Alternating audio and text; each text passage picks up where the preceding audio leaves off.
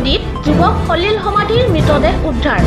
টংলা থানাৰ অন্তৰ্গত বৰিগাঁও নিবাসী ৩৭ বছৰীয়া মানৱ বড়োৰ যোৱাকালি ৰাতিপুৱা 10 বজাত টংলাৰ নাইকা নদীত খলিল সমাধি ঘটে।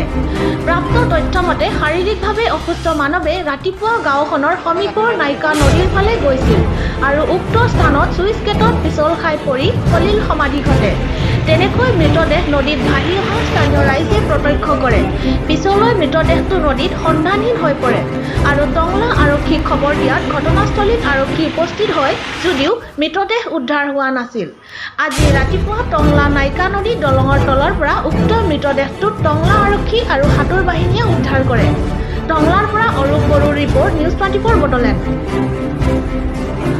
To News 24 Bodoland, News 24 Bodoland YouTube channel. Please subscribe and click on bell icon. Thanks.